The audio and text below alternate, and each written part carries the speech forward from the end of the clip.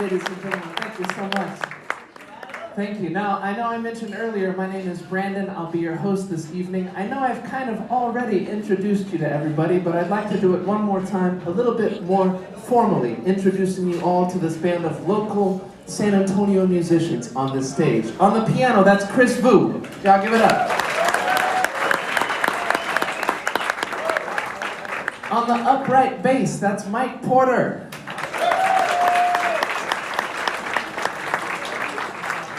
And the man on the saxophone, Adam Carrillo on the saxophone. All right. Now, that's the 4 band members you can currently see. However, tonight we've got a 5th member of the band. Our special friend is joining us tonight, and he's already on stage. Guys, it's Philip. It's my good buddy Philip the tip jar down here. A little bit of comedy there. For instance, no cash.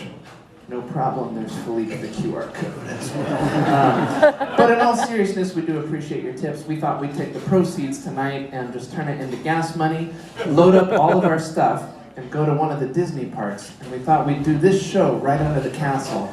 And the best case scenario is that they hire us that same day, and they're like, you guys are amazing, full-time job, there's a health plan and a dental plan, and we leave our lives and become Disney jazz guys forever. Worst case scenario, the Disney lawyers come out and we get the cease and desist and we're big legal trouble. Either way, it sounds like a lot of fun to us, so that's the When You Wish Upon a Star fun right there. Now, that was a lot of music that we played, and it all came from Aladdin. Does anybody happen to know who the main composer was on a lot of that music? Alan Menken. Alan Menken. You guys know this stuff. We have an educated audience tonight. I love that. So, this would be a good time to tell you guys we have 2 Disney shows that we do down here. Tonight is volume 2, so if it's your first time, please come back and check out the first one. We talk about these composers, that Alan Menken is a member of the EGOT Club. You guys know the EGOT Club. Emmy, Grammy, Oscar, Tony. Alan has more awards than anybody, which is amazing, but Alan didn't do it alone, and he worked with a man named Howard Ashman. Howard Ashman worked with Alan on Little Shop of Horrors. They put that whole thing together, and it was so good that they got the call to do a bunch of new movies for Walt Disney Studios in the late 80s, early 90s. At the time, Howard Ashman was very ill. He passed away a few short years later. So they were showing him early versions of movies that he was working on because they thought he wouldn't make it to the release. Movies like Aladdin, movies like Beauty and the Beast. So we would like to play this next song for you guys, and this is the first hit song that Alan Menken and Howard Ashman wrote for Walt Disney Studios. This is from the 1989 movie The Little Mermaid. It was written for Jodie Benson, who would sing as Ariel, and it's a song that's called Part of Your World. We're getting right into it. We hope you enjoy. Welcome to the show. Here we go.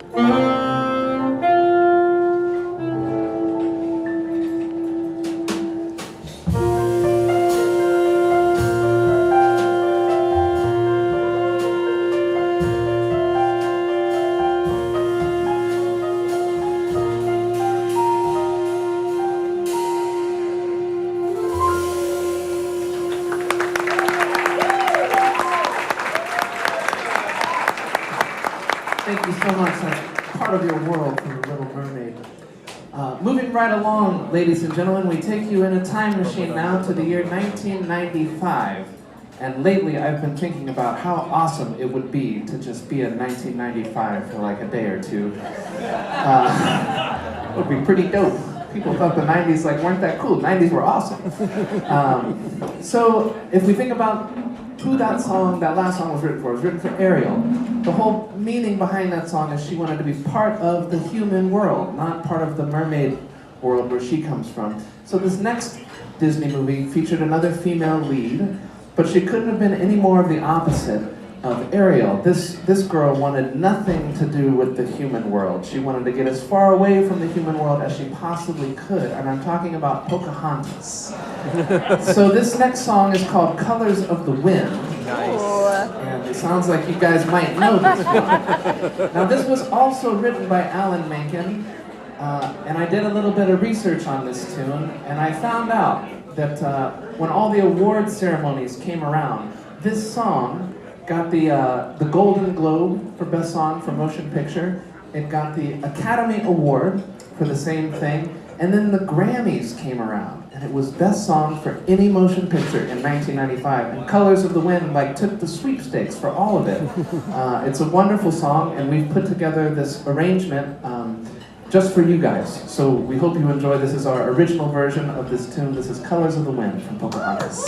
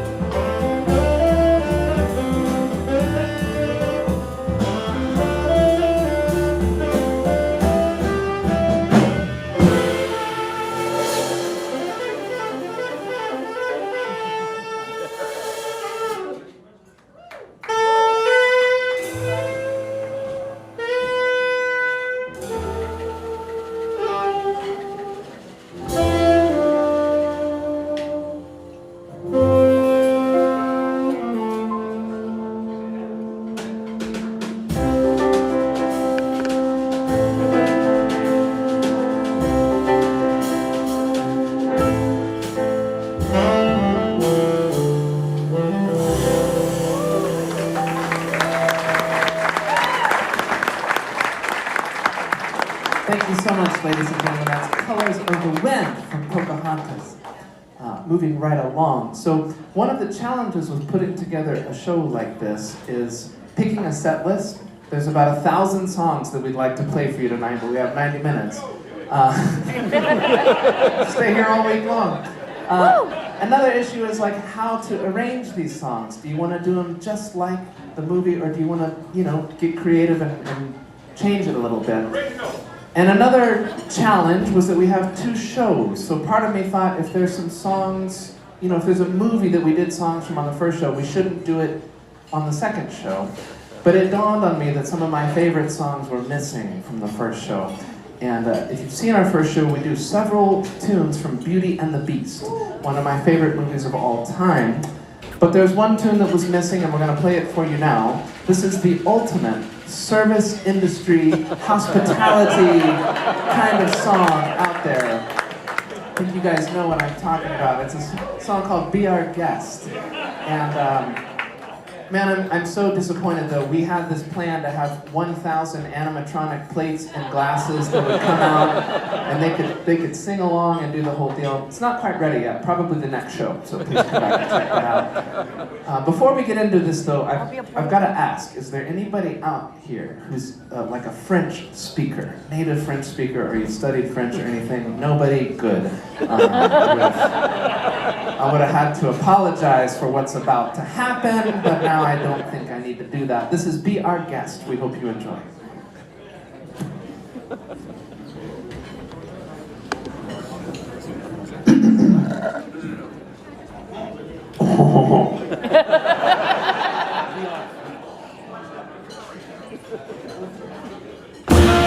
Ma chérie mademoiselle, it is with deepest pride and greatest pleasure that we welcome you tonight. And now we invite you to relax. Let us pull up a chair as Jazz Texas proudly presents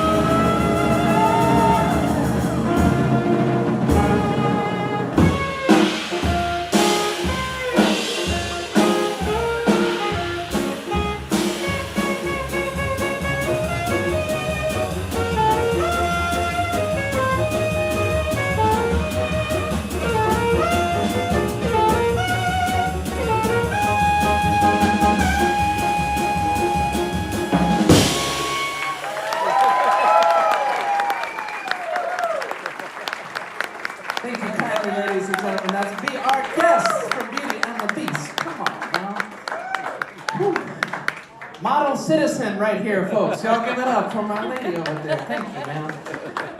That reminds me of a saying that we have about Philip the Tip Jar in the show business industry. That is that a little bit, hello, goes a long way because it's our 401k. So thank you for your contribution, man. I hope that's tax deductible for you. Now, moving right along, ladies and gentlemen, we come to a movie that had the same issue, that we did several songs from this movie on our first show, but this one was missing. And the movie is The Lion King. You guys know The Lion King. So, I've got to ask, has anybody seen The Lion King on Broadway when it's come to the Majestic Theater in town? Man, it's so good. Full disclosure, normally I'm not the biggest fan of musical theater, but I did go see that show, and it starts with The Circle of Life, and I was like ugly crying in the back of the Majestic Theater. It was awesome. And I knew that I had a friend who was touring in the production, but I hadn't talked to him in like 10 years, and I didn't know what role he had, but I'd seen on Facebook he was in The Lion King. So intermission rolls around, and I hit him up on Facebook Messenger, and I'm like, man, I don't know if you remember me. I'm here at the Majestic Theater. This is unbelievable. You're in the show. Whatever you're doing in the show, congratulations. And he immediately got back, and he's like, oh man, I'm just getting started. You know, wait for the second act. It's going to be crazy. And I'm like, just getting started, second act. And I looked at my little playbill book, and he was Simba. He was playing like the adult lead Simba in The Lion King. And it was his first job on Broadway. He just auditioned, and he became Simba. Thank you, sir. And I'm sure there were a lot of Simba understudies all throughout the Broadway world that probably wanted to break his legs and send him to the elephant graveyard, but that didn't happen. And this was a song that he sang right before intermission, and it's a song that's called Hakuna Matata. Talking about how to arrange these songs, this would be the song that we took the most liberties on. And the inspiration for this one was, what if Timon and Pumbaa and Simba were all hanging out in the jungle, eating bugs, doing their thing, and then they ran into Bob Marley and the Wailers?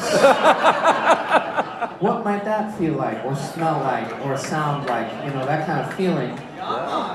And it doesn't just stop there. We thought, what if that whole crew stumbled into the blues bar at like 1 a.m. for the last call, and there was like a swing band playing? That's the inspiration. It will make more sense when we play it. And as always, if the spirit moves you and you want to shout some of these lyrics, it's strongly encouraged. This is Hakuna Matata. Here we go. All right, we got to sing.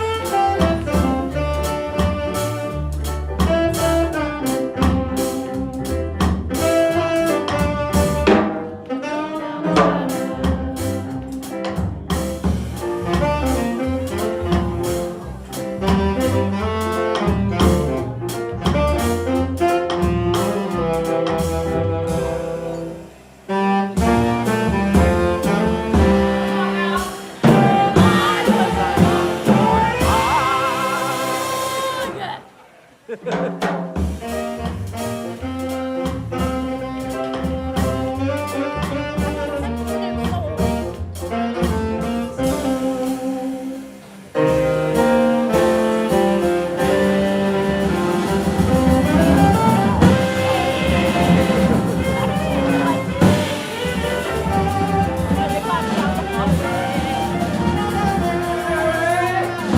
Pumbaa, not in front of the kids.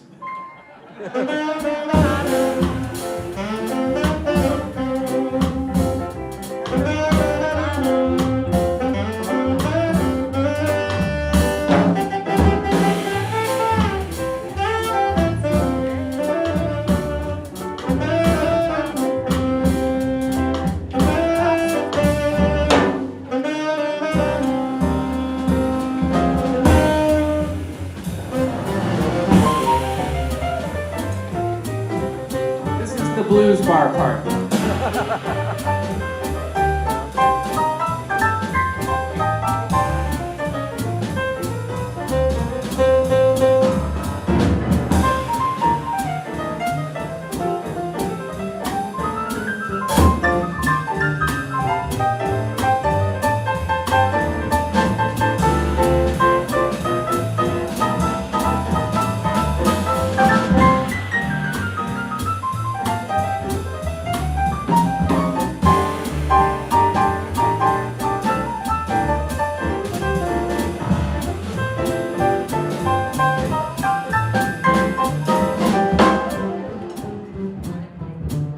For the first time tonight, ladies and gentlemen, Mike Porter on the upright bass.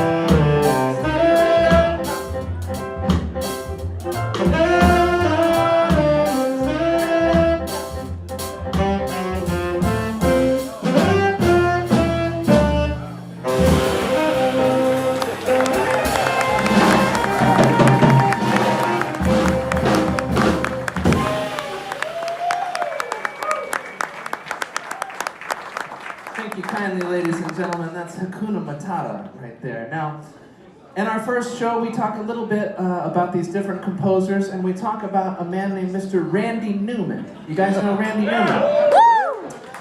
We then go on to play several songs from Toy Story, which we will not be doing tonight. And I've got to say that I grew up thinking that Randy Newman's musical career was centered around him writing music for Toy Story. And then I learned he's done a lot more than that. And now I'm very aware that he's one of the greatest songwriters that's ever lived. So he did such a good job with Toy Story that they brought him back, and he continued writing a lot of music for Disney Pixar.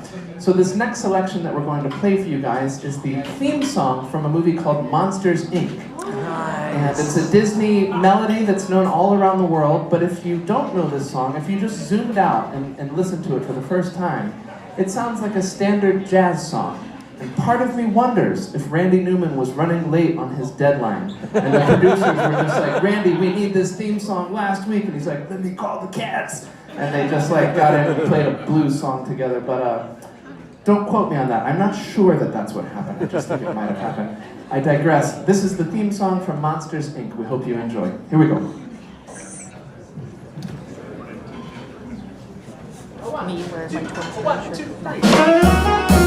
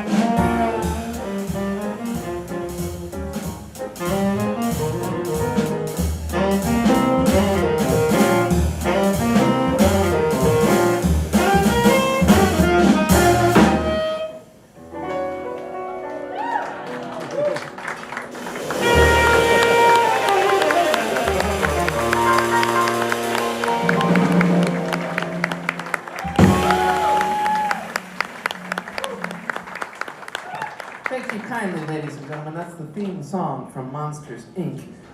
Moving right along now, we transport you to the year 1999, which again, like how great would that be to hang out in 1999? Man, this guy can dream.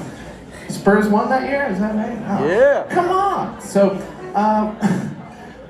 this next two songs come from one movie, and this was the first Disney movie that I saw as a little kid that I knew was set like in a far corner of the earth. And I could tell, like, man, this is happening in a very different place. And this was the movie that's called Mulan. Do you guys know this one? God, yes! This is the movie that put Christina Aguilera on the map at the age of 17. And believe it or not, this is the movie that introduced me to Stevie Wonder. I was born in 1990, so I was 9 years old when this movie came out, and I had the soundtrack on CD, and the closing credits is a Stevie Wonder song. I vividly remember being in the car with my dad and just being like, I love this song, and he was like, it's Stevie Wonder, and I was like, who's that? Good times, 1999, good times. So we're gonna play two songs that come from Mulan, and the first one that we're gonna play for you guys, I do believe, is the ultimate hype song, training montage, Make a man out of you. tune of all time. This is a song that's called I'll Make a Man Out of You. We hope you guys enjoy this arrangement. Here we go. 1, 2, 3, 4.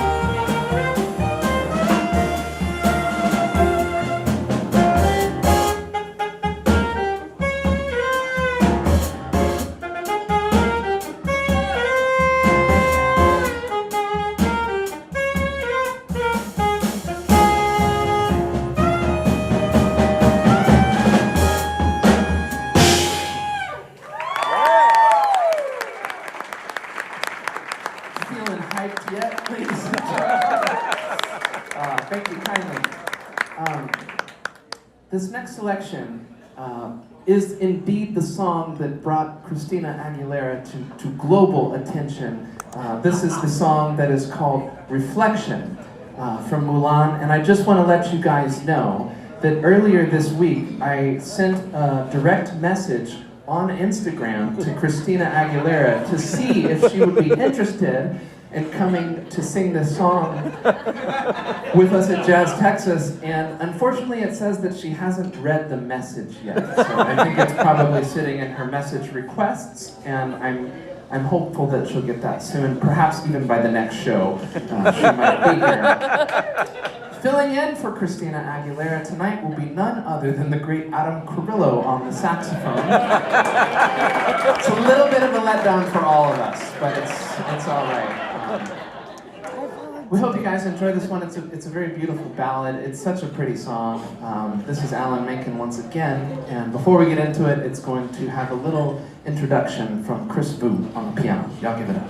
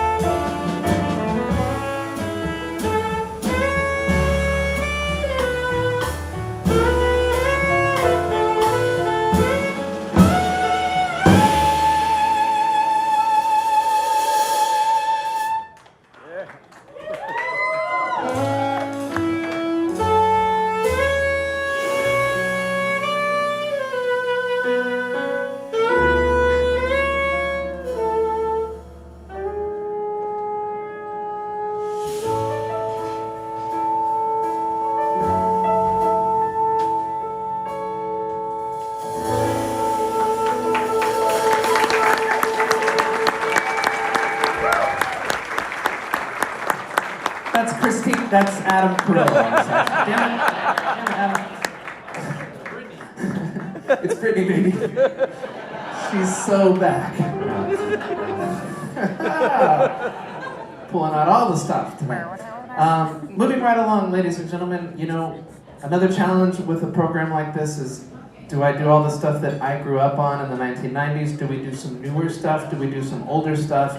Yes. And I will admit that I am a 34-year-old man that watches new Disney movies when they come out on Disney Plus. I'm down to check it out. I'm definitely down to see what's going on. And something that I've noticed is that more modern Disney movies have definitely become more inclusive of cultures all around the world. And no matter how you spin that, it's definitely a good thing. So this next song comes to us from a more recent movie that's all about a family in Colombia. And it's Casa Madrigal. It's a movie that was called Encanto. Came out not too long ago, and the song we're gonna play for you guys, it quickly became like the most streamed Disney song of all time. It surpassed Let It Go from Frozen. It just like got like 1 billion streams in a week or so. And this is a song that's called We Don't Talk About Bruno. Yeah! And we thought we would see what would happen if Colombia kind of met San Antonio and we did a little bit of crossover feeling. So we hope you guys enjoy. Here we go. I dig it. 1, 2.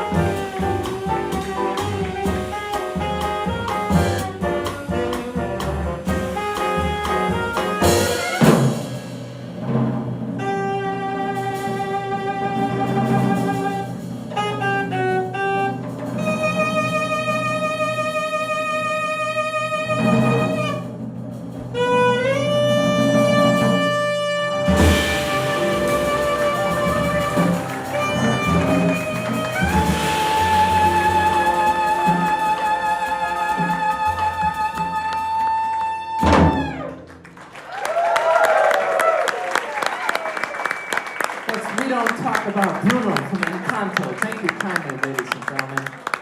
We're going to change gears here for just a minute, but stay in a similar vein, and you might notice that half the band is bailing from the stage.